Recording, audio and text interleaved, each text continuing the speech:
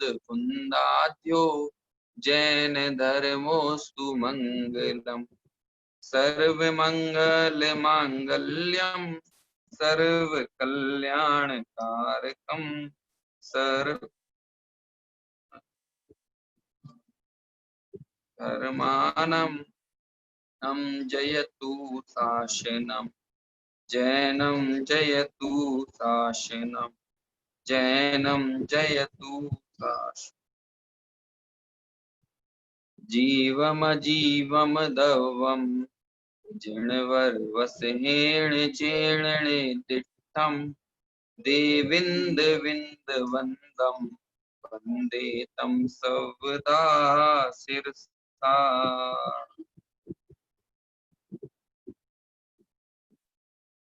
बृहद द्रव्य संग्रह जिस पर हमारी चर्चा चल रही है, और इस ग्रंथ के दूसरे अधिकार जिसका नाम है सप्त तत्व नव पदार्थ अधिकार, उसकी हम चर्चा कर रहे हैं। गाथा नंबर 30 जिसका हमने कल पाठ किया था, और इस 30वें नंबर की गाथा में भावाश्रव के स्वरूप का विशेष कथन किया गया है। और भावाश्रव के स्वरूप का विशेष कथन करते हुए यहाँ पर आश्रव के 5 प्रत्ययों की या 5 हेतुओं की चर्चा की गई है, जिन्हें हम बंध के हेतुओं के रूप में भी तत्वार्थ सूत्र ग्रंथ के माध्यम से पढ़ते रहे हैं। बहुत ही प्रसिद्ध हैं तत्वार्थ सूत्र आदि ग्रंथों का जिन्होंने अध्ययन किया है, जहां पर ये बारंबार इनका उल्लेख आता है। मिथ्यात्व, अविरति, प्रमाद, कषाय और योग। और इन पांचों के विभाजन के अनुरूप ही या इनसे इनके सद्भाव या इनके अभाव के अनुसार ही गुण स्थानों का विभाजन भी किया जाता है।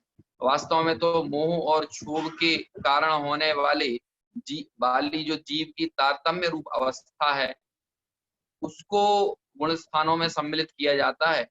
लेकिन ये मोह और क्षोभ रूप अवस्थाओं के ही हम कह सकते हैं कि 5 प्रकार के हमको ऐसे विभाग देखने को मिलते हैं, जिनमें मिथ्यात्व है, अविरति है, प्रमाद है, कषाय है और योग है। और इन पांचों का उल्लेख, इन पांचों का जिक्र कर्मों के यानी द्रव्य कर्मों के आने में किया गया है। यानी द्रव्य आश्रव जो होता है उसके कारणों में इन 5 की चर्चा यहाँ पर की है। बंध के हेतुओं में चर्चा की जाए अथवा आश्रव के हेतुओं में चर्चा की जाए, इसमें हमें ज्यादा विवाद में नहीं उलझना चाहिए, क्योंकि बंध भी होता है तो वो आश्रव पूर्वक ही होता है। तो बंध के 5 हेतुओं में या बंध के प्रत्ययों में इनका उल्लेख हो अथवा आश्रव के प्रत्ययों में उल्लेख हो, तो यहाँ उलझने जैसी कोई बात नहीं है। वास्तव में ये 5 होते हैं तो ही आश्रव बंध होता है, और यदि इन 5 से निवृत्ति जब जीव की हो जाती है तो जीव का आश्रव बंध भी रुक जाता है, और जीव जो है वो निर्जरा और मोक्ष तत्व की प्राप्ति करता है। तो ऐसे इन 5 प्रत्ययों में हमने कल मिथ्यात्व प्रत्यय की चर्चा टीका के माध्यम से की थी। इस टीका में बहुत ही सुंदर ब्रह्मदेव सूरी ने यहाँ पर चर्चा की है इन 5 ही प्रत्ययों की। कल हमने मिथ्यात्व की चर्चा करते हुए उल्लेख जो ब्रह्मदेव सूरी ने जो चर्चा की, उसमें उन्होंने कहा कि अंतरंग में निजात्म तत्व की अनुभूति और रुचि में जो विपरीत अभिनिवेश उत्पन्न करता है, और अन्य शुद्धात्म आदि द्रव्यों में भी जो विपरीत अभिनिवेश का कारण होता है, वो मिथ्यात्व कहलाता है। विपरीत अभिनिवेश कहें अथवा उल्टी मान्यता कहें, ये विपरीत अभिनिवेश का ही सरल नाम है। इस तरह से हमने कल टीका में मिथ्यात्व की चर्चा हमने की थी।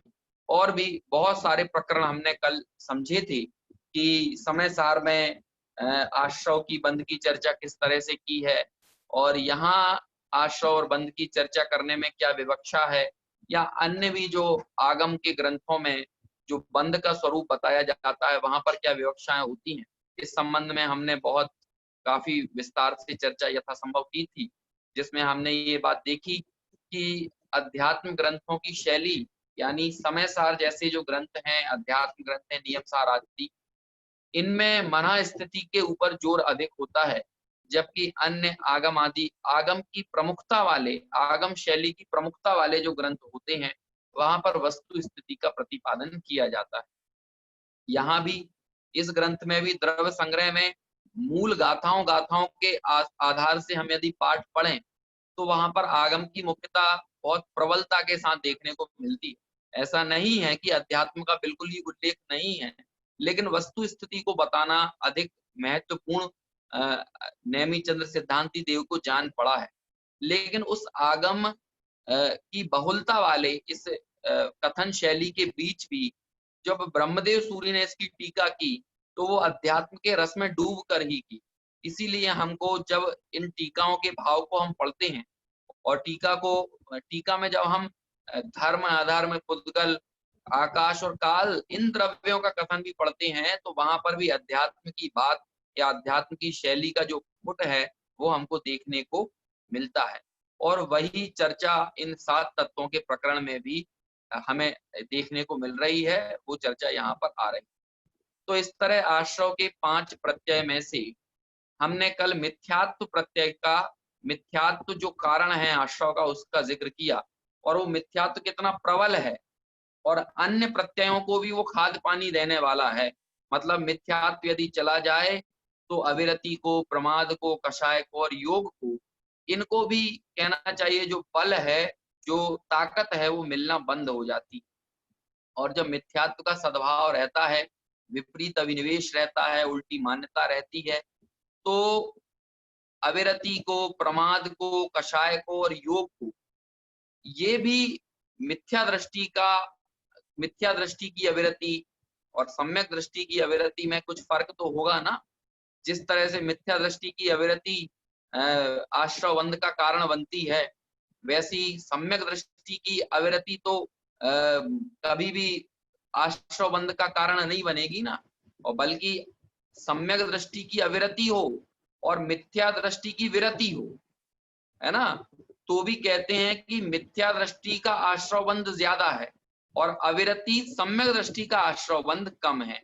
मिथ्या दृष्टि यदि 28 मूल गुणों का निरतिचार पालन करने वाले मुनिराज हों और अविरति सम्यक दृष्टि हो जो कि विषय भोगों में डूबा हुआ हमको नजर आ रहा है, लेकिन जब हम दोनों के आश्रव बंध को देखेंगे तो हमें दिखेगा कि भाई जो सम्यक दृष्टि है वो तो भोगों में डूबे हुए होने पर भी 41 प्रकृतियों से तो अबंधक ही है, वो तो उसके तो निरंतर उनकी निर्जरा ही वर्त रही है ना। और ऐसे उस सम्यक दृष्टि की अंतरंग वृत्ति की महिमा आचार्य कुंद ने निर्जरा अधिकार में समय सार में गाई है, जहां पर 2 टूक शब्दों में आचार्य कुंद ने ये बात कही कि चेतन अचेतन पदार्थों को भोगते हुए भी सम्यक दृष्टि की निर्जरा होती है, क्योंकि उसके ज्ञान वैराग्य शक्ति निरंतर वर्तती है। जबकि मिथ्या दृष्टि की ज्ञान वैराग्य शक्ति का तो सवाल ही पैदा नहीं होता। मिथ्या दृष्टि यदि ज्ञान वैराग्य होता तो मिथ्यात्व क्यों होता, है ना। इस तरह से वहां पर हमको निर्जरा अधिकार में ये सब देखने समझने को मिलता है।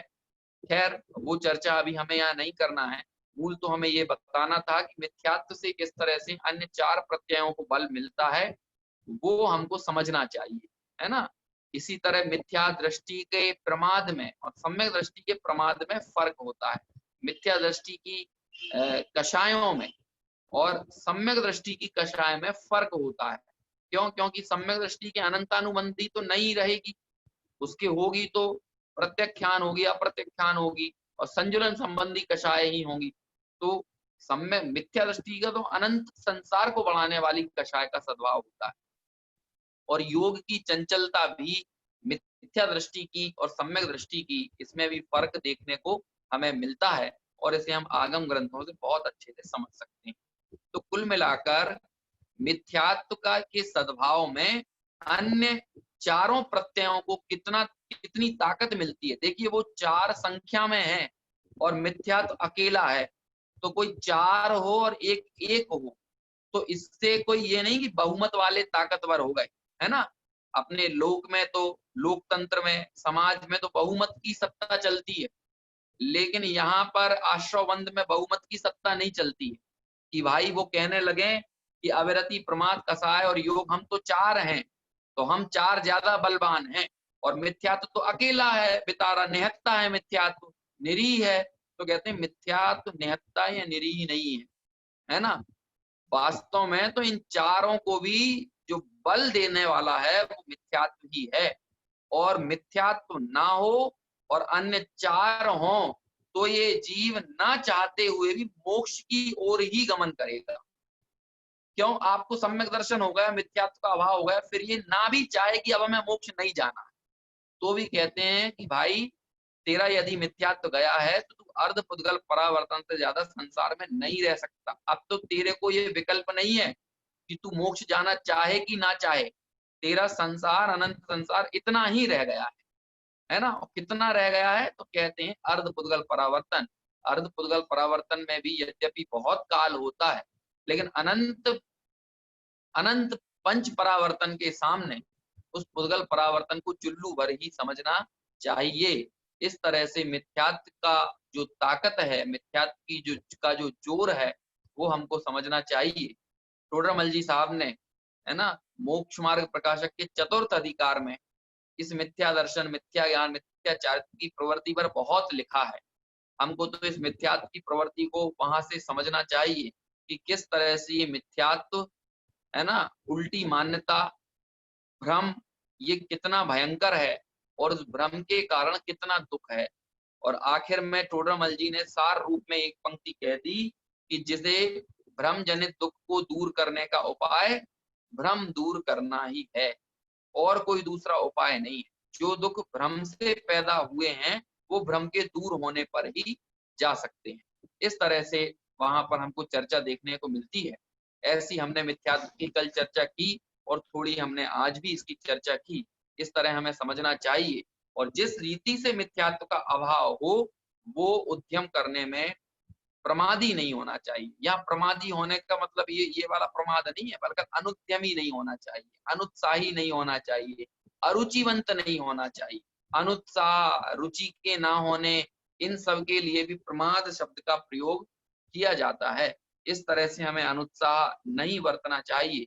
शुद्धात्म तत्व की रुचि के, जहाँ रुचि हो, जिज्ञासा हो, तो तत्संबंधी अध्ययन, अभ्यास, स्वाध्याय आदि ये प्रक्रिया है। तत्व विचार, तत्व निर्णय की जो प्रक्रिया कही गई है ना, भेद विज्ञान की जो प्रक्रिया कही गई है, वो कार्य करने के प्रति ये जीव स्वतः उत्साह के साथ लालायित होता है और अपने जीवन में अग्रसर भी होता है।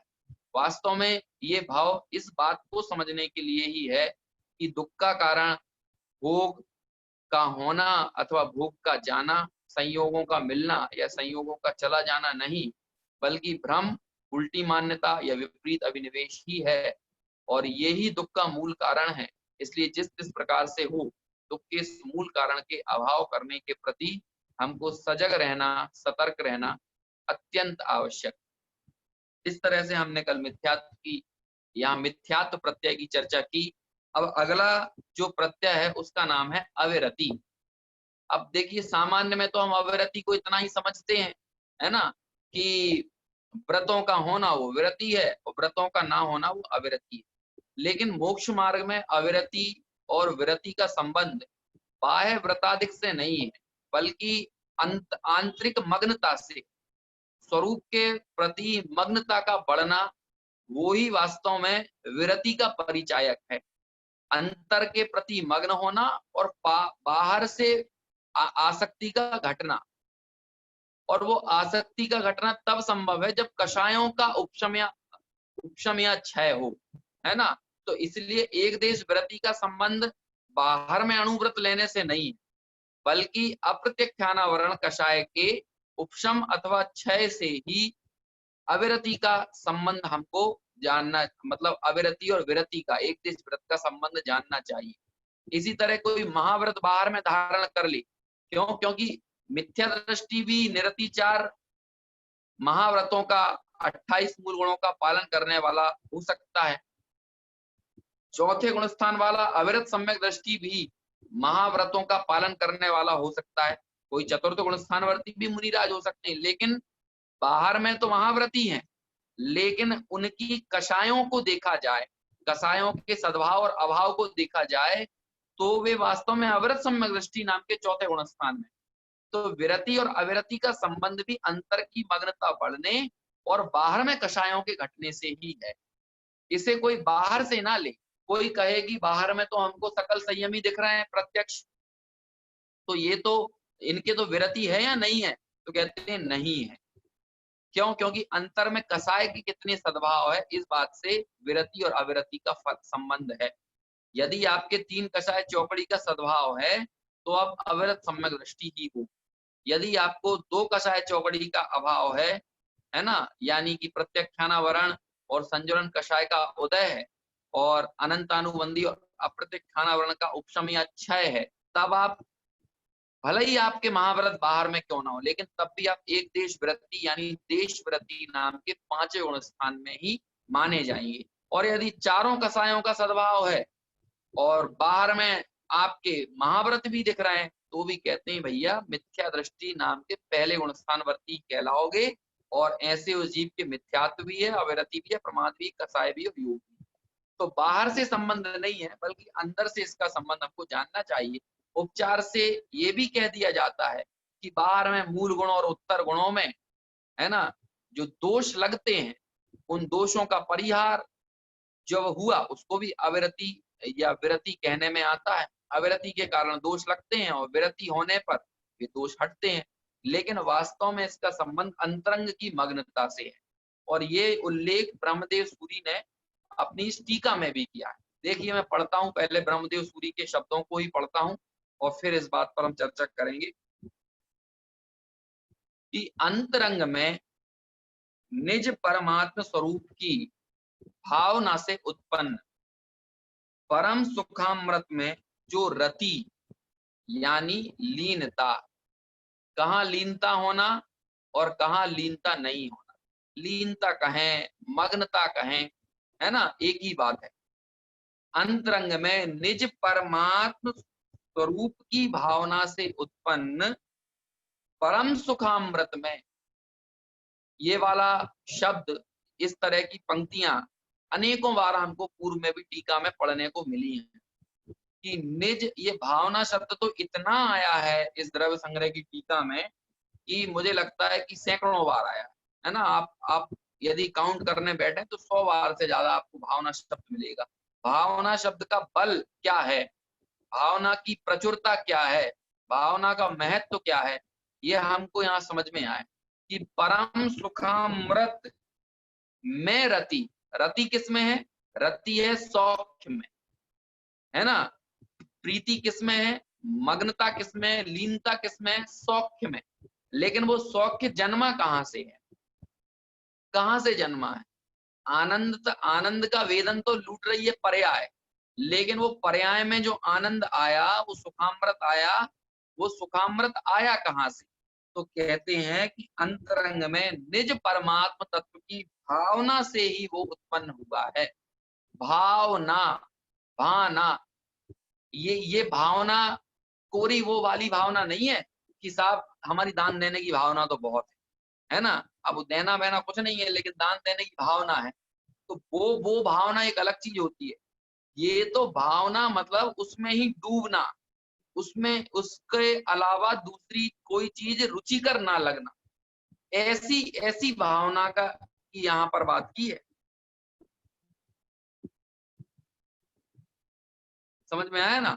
तो ऐसे यहाँ पर लिखते हैं कि अंतरंग में निज आत्म तत्व की या शुद्धात्म तत्व की भावना, उस भावना से ही क्या उत्पन्न होगा? तो कहते हैं उस भावना से उत्पन्न होगा परम सुखामृत, और उस परम सुखामृत में रति, आनंद लूटने वाली है पर्याय, लेकिन वो आनंद जन्मा कहां से है? तो कहते हैं निज शुद्धात्म तत्व की भावना से। बिना भावना के मोक्ष मार्ग में गति नहीं है। भावना को भवनाशिनी ऐसे ही नहीं कहा है, वो भावना को भवनाशिनी इसीलिए कहा है। भावना में रुचि, लीनता, मग्नता, तन्मयता, है ना, प्रीति, ये सारी चीजें अंतर्गर्भित हैं, उसका विश्वास अंतर्गर्भित है, उसकी प्रतीति अंतर्गर्भित है। तो इसलिए भावना शब्द में बहुत बल है। यद्यपि वो भावना शब्द अनेकों स्थान पर प्रयोग किया जाता है, लेकिन जो भावना अनंत सौख्य को, है ना, या परम सौख्य को देने वाली है, तो वो भावना ये कोरी झूठी भावना है जो संसारियों की देखने को मिलती है, जिसकी लोग चर्चा करते हैं ये वो भावना नहीं है, बल्कि ये बड़ी ईमानदार प्रीति, ये बड़ी ईमानदार प्रतीति की बात है। यदि वैसी प्रतीति ना हो, वैसी रुचि ना हो, वैसी उसके प्रति अपना समर्पण ना हो, तो कहते हैं कि वो परम सुखामृत को जन्म देने की सामर्थ्य भावना में कभी नहीं हो सकती है। यदि जिस भावना के बल से परम सुखामृत का जन्म हो रहा है, तो वो भावना कोई हल्की नहीं बल्कि बहुत ही प्रबल है। जैसे हम लौकिक में देखें, किसी व्यक्ति का कहीं किसी स्थान पर किसी व्यक्ति का यदि विवाह कहीं पर पक्का हुआ हो, तो उस व्यक्ति की जिस भी स्त्री से, जिस भी नारी से, जिस भी कन्या से विवाह पक्का हुआ है, उसके प्रति तीव्र प्रतीति, रुचि और भावना रूप परिणत होता है। इसीलिए जब भी उसका विकल्प करे तो उसको एक आनंद आता है, उसको एक सुखामृत की कहना, सुखामृत तो क्या कहें, वो तो भोगों का सुख है ना। लेकिन उदाहरण के लिए समझना कि उसे एक तत्संबंधी उसका चिंतन करते हुए, उसका ख्याल करते हुए ही एक आनंद का उद्भेद होता है। ऐसे ही जिसका समर्पण, जिसकी प्रतीति, जिसकी रुचि, जिसकी भावना अपने निज परमात्म तत्व में, शुद्धात्म तत्व में मग्न हुई, उसकी प्रतीति, उसमें रुचि, उसके प्रति जिसका समर्पण हुआ, तो उसके समर्पण के परिणाम स्वरूप उसको वो अनुभूत किए बिना नहीं रहेगा। अभिप्रायों की श्रृंखला, जिस दिशा में अभिप्राय है, परिणामों की श्रृंखला भी उस अभिप्रायों के उन्मुख होगी। और यदि आपका अभिप्राय मिथ्या हो, मतलब विपरीत अभिनिवेश हो, तो विपरीत अभिनिवेश होगा तो परिणामों की धारा भी कभी उस दिशा में नहीं चलेगी। तो यहाँ अविरति जब ये कहा गया, तो अविरति का संबंध बाह्य व्रतों से नहीं बताया, बल्कि किससे जोड़ा कि उस सुखामृत में रति अथवा लीनता। और वो सुखामृत कहाँ से आया, तो कहा कि निज शुद्धात्म तत्व की भावना से वो सुखामृत पैदा हुआ। विषयों की चाह से, विषयों की रुचि से, विषयों की प्रीति से वो सुखामृत नहीं आ सकता। विषयों की प्रीति से तो कहते हैं वो क्षणिक सुख का बोध होगा। और आप लौकिक में करके देख लेना कि लोग सोचते हैं कि एक बढ़िया मेरे पास फलानी ये अमुक कार हो, कोई भी किसी भी कार के लिए, है ना, किसी भी मकान के लिए, घर के लिए कोई लालायत हो, इच्छावंत हो, आप देखना, या और भी दूसरे दूसरे विषयों के प्रति कोई लालायत हो, जब वो विषय मिल जाता है तब हमें सुखामृत का उद्वेद नहीं होता, बल्कि क्षोभ होता है। अब चलो, अब तो ये आ ही गया है, फिर उस संबंधी जिम्मेदारियां दिखने लगती हैं, उस संबंधी अनेक नाना विकल्प खड़े होती हैं, नाना आकुलताएं खड़ी होती हैं। तो जगत के विषयों की चाह आप उन्हें पूरा कर भी लेंगे तो आपको क्षोभ ही पैदा होने वाला है। इसका मतलब है कि विषयों की भावना, बल्कि विषयों की तो भावना नहीं होती, भावना एक पवित्र शब्द है, विषयों की तो कामना होती है और स्वरूप की भावना होती है। तो यहाँ जो अविरति ये शब्द प्रयोग किया, या अविरति इस प्रत्यय को समझाने की बात आई, तब यहाँ पर कहा कि निज शुद्धात्म तत्व की भावना से उत्पन्न सुखामृत में जो रति है, और फिर क्या लिखते हैं, उससे विलक्षण। अविरति कैसी है, शुद्धात्म तत्व की भावना के परिणाम स्वरूप उससे उत्पन्न हुआ जो सुखामृत है, उसकी रति, उसका प्रेम, उसकी प्रीति, उसकी लीनता, उस लीनता से विलक्षण, मतलब उल्टे लक्षण वाला, उल्टे लक्षण वाली जो है, उसे कहते हैं वो अविरति है। और इस अविरति के परिणाम स्वरूप क्या होता है, अब व्यवहार में जो चीजें देखने को मिलती है उसकी भी यहाँ चर्चा करी। तो लिखते हैं, और बाह्य विषय में अव्रत रूप, विषयों में कैसी वृत्ति होती है, फिर इसकी अव्रत रूप, यानी व्रत धारण ना करने का जो भाव है, वो व्रत धारण ना करने का भाव वास्तव में बाहर में अविरति, बाह्य से, व्यवहार से अविरति कही जाती है ना। लेकिन कईयों बार निरतिचार महाव्रत आदि का पालन करते हुए भी ये अविरति हो सकती है। क्यों? क्योंकि अंतर में वैसी मग्नता नहीं है जैसी मग्नता 2 कषाय चौकड़ी अथवा 3 कषाय चौकड़ी के अभाव के लिए चाहिए। और जब वैसी मग्नता नहीं है तो उस मग्नता के ना होने के परिणाम स्वरूप आखिर में क्या दशा इस जीव की होगी, तो कहते हैं वो मग्नता जब ना हो तो मग्नता ना होने के परिणाम स्वरूप इस जीव के 2 कषाय या 3 कषाय चौकड़ी का अभाव हो पाना भी संभव नहीं है, और 2 और 3 कषाय चौकड़ी का अभाव नहीं हुआ तब तक इस जीव के अविरति विद्यमान कही जाती है। और वो अविरति मिटने के लिए जो चीज आवश्यक है वो यही आवश्यक है कि वास्तव में जहां पर स्वरूप की मग्नता बढ़े और बाहर में 2 कषाय चौकड़ी का अभाव हो तो एक देश व्रत, और 3 कषाय चौकड़ी का अभाव हो तो पूर्ण व्रत। कुल मिलाकर 2 कषाय चौकड़ी का अभाव भी तभी संभव हो सकता है जबकि इस जीव के स्वरूप की मग्नता इतनी बढ़ जावे कि उस मग्नता के परिणाम स्वरूप 2 कषाय चौकड़ी यानी अनंतानुबंधी और अप्रत्यक्षानावरण ये कषाय चौकड़ी का अभाव हो जाए। तो इस तरह यहाँ पर निश्चय को भी बताया और व्यवहार को भी बताया, है ना। इस तरह से यहाँ पर ये अविरति की चर्चा हमारे सामने ब्रह्मदेव सूर्य ने रखी। मूल में किस बात को कहा उस बात को हमें स्मरण में रखना है। मूल में तो यही बात कही कि निज शुद्धात्म तत्व की भावना से उत्पन्न सुखामृत में रति, और इसके अलावा अन्य विषयों में रति तो वो कहते हैं अविरति, और स्वरूप में रति स्वरूप की भावना के परिणाम स्वरूप पैदा हुए सुखामृत में रति। और भी दूसरी चीजों में रति हो सकती है कि नहीं हो सकती है? बिल्कुल हो सकती है। कोई सोचे कि धन मिले, संपत्ति मिले, विवाह हो, है ना, स्त्री पुत्र आदि की कामना हो, ये सब में जो रति है वो तो अविरति का ही भाव है। और स्वरूप में जो रति है, परम सुखामृत में जो रति है, उस रति रूप जो परिणति है वास्तव में वो अविरति से विलक्षण परिणाम है। तो ऐसे उस परम सुखामृत जो कि निज शुद्धात्म तत्व की भावना से ही जो उत्पन्न होता है, ऐसे उस शुद्धात्म तत्व की भावना रूप अंतरंग में हमारे भाव इतने निर्मल हों और वो मग्नता इतनी वृद्धिंगत हो कि वो 2 कषाय अथवा 3 कषाय चौकड़ी का अभाव करने वाली साबित हो, तभी अविरति का अभाव कहा जा सकता है। ठीक है, ये दूसरे प्रत्यय की चर्चा हुई। कौन कौन से 2 प्रत्यय हो गए? मिथ्यात्व और दूसरा अविरति। अब तीसरा प्रत्यय है प्रमाद।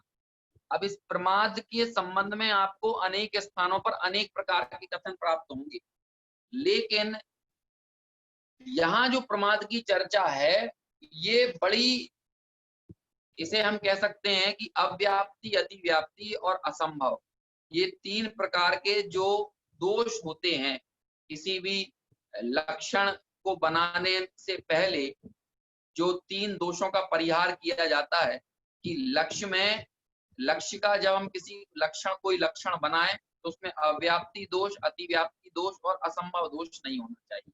ऐसे ही हमें प्रमाद का लक्षण बनाना हो, प्रमाद को हमने लक्ष्य में लिया और प्रमाद के लक्षण हमको बनाना हो, तो वो प्रमाद के लक्षण अव्याप्ति, अतिव्याप्ति और असंभव दोष से रहित हों। ऐसी चर्चा हमें यहाँ पर प्रस्तुत करने का की जो चेष्टा है वो यहाँ ब्रह्मदेव सूरी ने की है। देखिए हम पढ़ते हैं क्या लिखते हैं ब्रह्मदेव सूरी प्रमाद के संबंध में। अंतरंग में प्रमाद रहित शुद्धात्मा की अनुभूति में चलन रूप, क्या कहा? प्रमाद किसे कहते हैं? शुद्धात्मा की अनुभूति में चलन रूप, चलन कहें अथवा स्खलन कहें। देखिए इस विश्व में शुद्धात्म तत्व में अविचल वृत्ति यदि किसी की होती है तो वो सप्तम गुण स्थान वर्ती मुनिराज अथवा उनके ऊपर जो श्रेणी चढ़े हुए मुनिराज होते हैं उनकी होती है। अविचल एक निरंतरता, एक निरंतर प्रवाह, स्वरूप में मग्नता का निरंतर प्रवाह, अविचल, चलन नहीं है, स्खलन नहीं है। 5वें गुण स्थान वर्ती के भी स्वरूप से स्खलन है, 4थे गुण स्थान वर्ती के भी स्खलन है, 6वें गुण स्थान वर्ती के भी स्खलन है। अरे 6वां गुण स्थान वर्ती स्खलित ही हुआ है ना। तो ये यहाँ लिखते हैं, ये जो परिभाषा बनाई ना कि प्रमाद रहित शुद्धात्मा की, शुद्धात्मा कैसा है? यदि हम त्रिकाली द्रव्य को ये प्रमाद और अप्रमाद रूप अवस्थाएं जिनकी हम बाहर में चर्चा करते हैं, ये तो पर्याय की बात हो गई, लेकिन त्रिकाली द्रव्य तो प्रमाद रहित ही है ना। त्रिकाल प्रमाद रहित ही है, त्रिकाल निष्कंप है, त्रिकाल निर्दोष है, त्रिकाल निश्चल है ना। त्रिकाल वो तो सदा काल द्रव्य स्वभाव जो है वो वैसा ही है ना, और उस द्रव्य का अवलंबन लेने वाली पर्याय भी बाहर में प्रमाद रहित होती है। वो पर्याय भी यदि उसका अवलंबन ना ले तो वो पर्याय भी प्रमाद रहित कैसे हो? मतलब 7वें गुणस्थान से लेकर 14वें गुणस्थान तक, अथवा कहना चाहिए सिद्ध गुणस्थानातीत जो सिद्ध भगवान है, ये इन सबको अप्रमत्त कहा, प्रमाद रहित कहा। तो ये सब अप्रमत्त कब हुए? कि जब इन्होंने प्रमाद रहित त्रिकाली द्रव्य का अवलंबन लिया। वैसे तो उस द्रव्य स्वभाव को जब हम देखते हैं या उसकी चर्चा करते हैं तो उसे कहते हैं ना तो वो प्रमत्त है ना अप्रमत्त है, वो तो एक ज्ञायक भाव है। न विहोधि अपमत्तो नपमत्तो जान गो दूजो भावो, ये समय सार की छठवीं गाथा है ना, जिसे छठी का लेख कहा जाता है ना। ज्ञान स्वभाव का त्रिकाली ज्ञायक भगवान का टंकोत्कीर्ण स्वरूप प्रतिपादित करने वाली ये जो गाथा है, वो तो ज्ञायक को प्रमत्त और अप्रमत्त दोनों ही प्रकार के भावों से, दोनों ही तरह की पर्यायों से भिन्न बताने वाली गाथा है। और उसने गुणस्थानों के भेद ही खत्म कर दिए, ये समझिए। क्यों? क्योंकि शुरू के 6 गुणस्थान प्रमत्त हैं और बाद के 8 गुणस्थान अप्रमत्त हैं। तो वहां पर तो कहते हैं वो ज्ञायक भाव कैसा है, तो कहते हैं ना वो प्रमत्त है ना अप्रमत्त है, वो तो जैसा है वैसा है। उसको उस रूप जानो, ये प्रमत्त अप्रमत्त के चक्कर में मत पड़ो। लेकिन यदि हम अप्रमत्त अवस्था को देखना चाहें, देखिए 2 तरह की शुद्धता का जिक्र आता है ना, एक तो होती है प्रकट शुद्धता और एक होती है त्रिकाल शुद्धता। जैसे नियम सार का जो शुद्ध भाव अधिकार है, वो शुद्ध भाव अधिकार प्रकट शुद्धता को समर्पित नहीं है, बल्कि वो सहज शुद्धता को समर्पित है। उस नियम सार के तीसरे अधिकार में, पहला जीव अधिकार, दूसरा अजीव अधिकार और फिर तीसरा शुद्ध भाव अधिकार। तो ये जो शुद्ध भाव अधिकार है, उस शुद्ध भाव अधिकार में तो प्रकट शुद्धता की बात नहीं है। प्रकट शुद्धता को तो कलंक बताया है, छायक भाव से तो जीव को पार बताया है ना। प्रकट शुद्धता का उल्लेख वहां पर नहीं है, बल्कि सहज शुद्धता की बात वहां पर की है। तो ऐसे ही एक होती है प्रमाद रहित पर्याय और एक होती है प्रमाद का जिसमें कभी सद्भाव ही नहीं हुआ है, जो कि कभी प्रमत्त हुआ ही नहीं है, वो तो सदा काल अप्रमत्त है, सदा काल प्रमाद रहित है। ऐसा एक शुद्धात्म तत्व है ना। तो एक प्रकट अप्रमत्तता होती है और एक सहज अप्रमत्तता होती है। क्योंकि प्रमाद भी यदि दोष है तो जो निर्दोष तत्व है वो तो सदा काल, वो तो त्रिकाल प्रमाद रहित है। और ऐसे उस प्रमाद रहित तत्व के, अप्रमत्त तत्व के अवलंबन से ही बाहर में पर्याय में अप्रमत्तता देखने को आती है। ऐसे त्रिकाल शुद्ध सहज शुद्ध तत्व के अवलंबन से ही पर्याय में शुद्धता प्रकट होती है।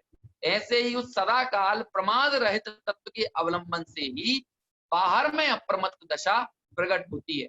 तो यहाँ लिखा ना, ब्रह्मदेव सूरी लिखते हैं अंतरंग में प्रमाद रहित शुद्धात्मा की। अब यहाँ पर शुद्धात्मा को मतलब त्रिकाली द्रव्य को प्रमाद रहित कहने का अभिप्राय उसकी त्रिकाल प्रमाद रहित पने को बताना है। समझ में आया ना? बात थोड़ी सी गंभीर और जटिल लग रही होगी, है ना। रात का समय रहता है, वैसे ही इस तरह के शब्दों को पकड़ पाना, इन विषयों पर गंभीरता से सोच पाना, चिंतन कर पाना थोड़ा मुश्किल होता है। लेकिन हमको थोड़ा सा उपयोग लगाना पड़ेगा और उस उपयोग को लगाकर समझना पड़ेगा कि ब्रह्मदेव सूरी क्या कहना चाह रहे हैं, है ना। उस टीका के भाव को हमें समझना पड़ेगा। तो यहाँ कहते हैं कि प्रमाद रहित शुद्धात्मा की अनुभूति में चलन रूप, जो अनुभूति में चलायमान पना है ना, स्वरूप की अनुभूति, और उस अनुभूति से जब स्खलन हुआ तो वो कहते हैं चलन हो गया, वो डिग गया, वो उस अनुभूति से स्खलित हो गया। तो ये जो स्खलन होता है ये किसके कारण होता है? कहते हैं प्रमाद के कारण होता है। और जब वो प्रमाद चला गया तो स्वरूप में अविचल स्थिति होती है। जैसे सप्तम गुणस्थानवर्ती मुनिराज के स्वरूप में अविचल स्थिति, उनकी उस अविचल स्थिति के कारण उनको कहते हैं अप्रमत्त दशा, और उसके ऊपर के गुणस्थानों में भी वो अविचल स्थिति कायम रहती है, इसलिए वो भी सब अप्रमत्त कहलाते हैं। तो ये प्रमाद की यूनिवर्सल डेफिनेशन है। आप अन्यत्र प्रमाद के संबंध में चीजें समझेंगे लेकिन वो सारा संबंध इसी बात से जुड़ेगा कि स्वरूप से डिग जाना, स्वरूप से चलायमान हो जाना, स्वरूप की अनुभूति से चलायमान होना, स्खलित होना, वो प्रमाद है। और बाहर में फिर कैसी दशा देखने को मिलती है, तो वो भी लिखते हैं कि बाह्य विषय में मूल और उत्तर गुणों में जो मल उत्पन्न करने वाला है। अब देखो ये जो बात है ना, ये क्या कहें, इसको समझने के लिए बड़ा पाषाणी हृदय चाहिए। हम सुन भी लें और समझ भी लें, लेकिन हम इस बात को यकीन नहीं कर पाते। क्या लिख रहे हैं आप, ये समझिए। मूल गुण और उत्तर गुण में मल उत्पन्न करने वाला वह प्रमाद है। छठवां गुण स्थान प्रमत्त है कि अप्रमत्त है? छठवां गुण स्थान प्रमत्त है, और उस छठवें गुण स्थान में ही मूल गुण आदि का पालन होता है। पहले तो प्रश्न आपसे ये है कि मुनि राजों का मूल गुण है क्या? मूल गुण क्या है उनका? मूल गुण क्या होना चाहिए? कहते हैं 28 मूल गुण है क्या? नहीं है। अरे भाई, मूल गुण तो उनका स्वरूप में स्थित रहना है। मूल गुण तो मुनि राजों का अपने ज्ञायक भाव में निष्कंप स्थिति है, ये उनका मूल गुण है। मुनि राज इसीलिए तो बने हैं ना। चूली का अधिकार में प्रवचन सार में ये चर्चा आई है कि मुनि राजों को करने योग्य, रहने योग्य तो उत्सर्ग मार्ग है, लेकिन उत्सर्ग मार्ग में जब टिक नहीं पाते तो विकल्प से अपवाद मार्ग में आते हैं, लेकिन रहने योग्य तो उत्सर्ग मार्ग ही है ना। तो कहते हैं मूल गुण क्या है मुनिराज का? मूल गुण मुनिराज का निर्विकल्प समाधि में स्थित रहना ही है। स्वरूप में अविचल स्थिति ही मूल गुण है। यही उनके लिए प्रधानतम है। क्या कहा मैंने? प्रधानतम। तीन चीजें होती है ना, प्रधान, प्रधानतर और प्रधानतम। प्रवचन सार ग्रंथ की 232वें नंबर की गाथा है। उस गाथा की टीका में अमृत चंद्राचार्य लिखते हैं कि आगम चेष्टा तदो जेठा, कि आगम में चेष्टा मुनिराजों के लिए प्रधान तर है। तो यदि आगम की चेष्टा को प्रधान तर कह रहे हैं तो कोई चीज प्रधान होगी और कोई प्रधानतम भी होगी। तो प्रधान क्या है? तो कहते हैं 28 मूल गुण आदि का पालन, ये व्यवहार चारित्र का पालन, ये मुनिराज के लिए प्रधान है। आगम में चेष्टा करना यानी आगम का अभ्यास करना, ये मुनिराज के लिए प्रधानतर है। तो प्रधानतम क्या होगा? तो कहते हैं प्रधानतम तो अपने स्वरूप में अविचल स्थिति, वो प्रधानतम है। मुनिराज इसीलिए बने हैं, स्वरूप में टिके रहने के लिए, निर्विकल्प समाधि में स्थित होने के लिए मुनि बने। मूल गुण पालने के लिए मुनि नहीं बने हैं। तो इसलिए मूल गुण क्या कहलाएगा? मूल गुण वही कहलाएगा, है ना, स्वरूप में अविचल स्थिति, निर्विकल्प समाधि, वो उनका मूल गुण है। तो फिर कहते हैं ये व्यवहार चारित्र को मूल गुण संज्ञा क्यों मिली? कहते हैं इसीलिए मिली क्योंकि अप्रशस्त का अभाव है, प्रशस्त रूप परिणमन है। और दूसरी चीज कि छठा सातवां गुण स्थान चल रहा है ना निरंतर, वो छठवां गुण स्थान सातवें को छू कर आता है क्या? नहीं। अंतर मूर्त से ज्यादा छठे गुण स्थान में वे रहते नहीं है, है ना। देखिए मुनिराज छठवें गुण स्थान का तो पूरा काल भोगते नहीं है, भोग नहीं सकते। छठे गुण स्थान का पूरा काल भोग लें तो अपराध है। अंतर्मूर्त यदि पूरा काल छठे गुण स्थान का भोग लें मुनिराज तो नीचे गिर जाएंगे, और सातवें गुण स्थान का पूरा काल भोग नहीं पाते। क्यों? क्योंकि सातवें गुण स्थान का पूरा काल यदि भोग लें तो ऊपर चढ़ जाएंगे, मतलब श्रेणी चढ़ जाएंगे। तो जो छठे सातवें गुण स्थान में जो झूलना चलता है उनका, वो झूलते रहते हैं सैकड़ों वर्षों तक, है ना। मान के चलो कि अब आदिनाथ भगवान है या फिर बाहुबली है। अब इनको कितने कितने वर्षों में हम लोग प्रथमानुयोग के शास्त्र पढ़े, हजार हजार वर्ष तक तपस्याएं चली। अब ये हजार हजार वर्ष तक क्या होता रहता था मुनि राजों का? कोई छठे सातवें गुण स्थान में झूलना। क्यों? क्योंकि यदि वो सातवें गुण स्थान का पूरा काल भोग लें तो ऊपर चढ़ जाएंगे। सातवें गुण स्थान का पूरा काल अंतर मूर्ति यदि भोग लें तो ऊपर चढ़ जाएंगे, और छठे गुण स्थान का पूरा काल भोग लेंगे तब तो नीचे गिर जाएंगे, मिथ्यात्व में भी आ सकते हैं, है ना। तो इसीलिए वो न छठवें का पूरा काल भोगते हैं और सातवें का भोग पाते नहीं है। तो इसीलिए वो छठवें गुण स्थान की दशा में पलने वाला जो चारित्र है वो व्यवहार चारित्र इसीलिए नाम पाता है। वो मूल महाव्रतादि मूल गुण इसीलिए नाम पाते हैं क्योंकि वो सातवें गुण स्थान को छूकर आने वाली परिणति है, और सातवें गुण स्थान को छूकर आई परिणति वो वीतरागता का अंश वहां भी विद्यमान है कि नहीं। तीन कषाय चौकड़ी का अभाव छठवे में भी विद्यमान है या नहीं, इसीलिए वो भी मूल गुण कहे जाते हैं, वो भी व्यवहार चारित्र कहा जाता है। वास्तव में तो आचारित्र में चारित्र का उपचार इज इक्वल टू व्यवहार चारित्र। सच्चा चारित्र तो क्या है? सच्चा चारित्र तो अपने त्रिकाली ज्ञायक स्वभाव में अविचल स्थिति का होना, वास्तव में वो सच्चा चारित्र है। और जब उस सच्चे चारित्र से डिगी हुई परिणति, उस सच्चे चारित्र से स्खलित हुई परिणति जब अपवाद मार्ग में आती है तो वो अपवाद मार्ग भी व्यवहार चारित्र कहलाता है ना।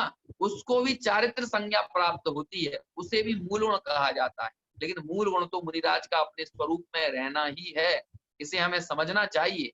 और जो उस मूल गुण में मल उत्पन्न करे, एक तो महाव्रतादि में मल उत्पन्न हुआ, या उनके प्रत्याख्यान में, त्याग में, संयम में मल उत्पन्न हुआ, तो हो सकता है पांचवे में चले गए, चौथे में चले गए, वो भी मल है, वो भी प्रमाद का ही अतिरेक है, प्रमाद की प्रचुरता है। लेकिन सातवें से छठवें में आए वो भी तो प्रमत्त दशा है कि नहीं?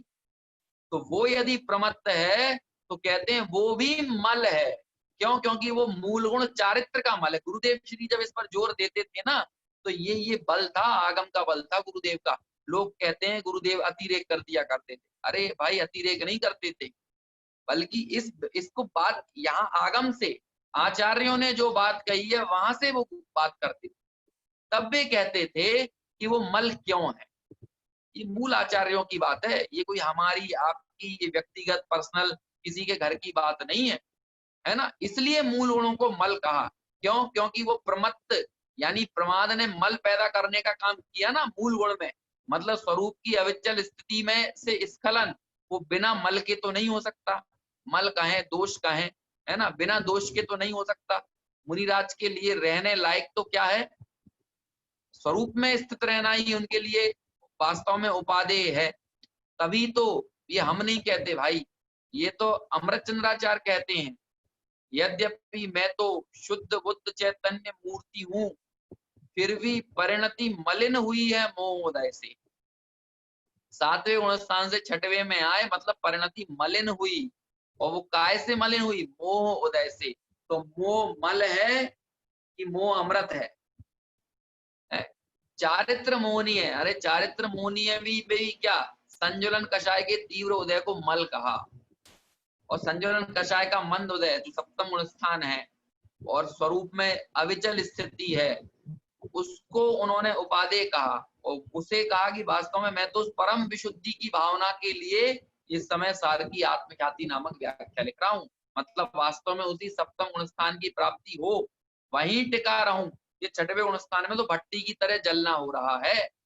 ऐसी परम विशुद्धि की भावना के साथ उस समय सार की आत्मख्याति व्याख्या लिखते हुए उस वाचक से वाच्य तक पहुंचना, क्योंकि समय सार की बातें करना ये तो वाचक हुआ, लेकिन उस समय सार रूप तत्व को पा लेना ये उस वाच्य की उपलब्धि करना हुआ। तो वाचक से वाच्य तक पहुंचने के लिए ये समय सार की चर्चा, समय सार की आत्मख्याति व्याख्या वहां पर अमृतचंद्राचार्य लिखते हैं, और ऐसी परम विशुद्धि की भावना से लिखते हैं। तो यहाँ वही प्रमाद की बात करते हुए लिखा कि वास्तव में अपने शुद्धात्मा की अनुभूति में जो चलन रूप, स्खलन रूप जो दशा है, वास्तव में वो प्रमाद है।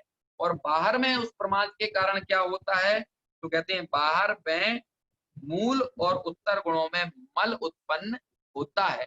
इस तरह से हमें इस प्रमाद को समझना चाहिए, है ना। ये प्रमाद की एक तरह से तीनों प्रकार के दोष, अव्याप्ति, अतिव्याप्ति और असंभव दोषों से रहित एक परिभाषा है। और बाद में आगे फिर इनके जो भेद प्रभेद हैं उनकी भी चर्चा आगे करेंगे, वो हम आगे समझेंगे। लेकिन अभी हमें इस परिभाषा से इस तरह प्रमाद को समझना चाहिए। मैंने सोचा था आज पांचों प्रत्यय पूरे कर दूं, लेकिन ऐसा हो नहीं पाया। हम दो ही प्रत्यय की आज चर्चा कर पाए, और अभी तक तीन प्रत्ययों की चर्चा हमारी हो गई है, मिथ्यात्व की, अविरति की और प्रमाद की। अब कषाय और योग की चर्चा हमें करना है, तो वो अभी तो अपना यहाँ पर समय हो गया है, वो चर्चा शुरू करेंगे तो समय ज्यादा लग जाएगा, इसलिए वह चर्चा अब हम कल करेंगे। और फिर इनके भेद प्रभेद जो कहे गए हैं, उन भेद प्रभेदों का भी जो ब्रह्मदेव सूरी ने उल्लेख किया है, उसको पढ़ते हुए इस गाथा को समझेंगे। अभी हमारे विषय को यहीं पूर्ण करते हैं, शेष चर्चा आगे अपनी कल यथावत जारी रहेगी। अभी के लिए इतना ही। जय जिनेन्द्र। जिनवाणी स्तुति करेंगे। निज निधि निज में बताई, यह अनंत उपकार है, इसके लिए जिनवाणी माँ को वंदना शत बार है, वंदना शत बार।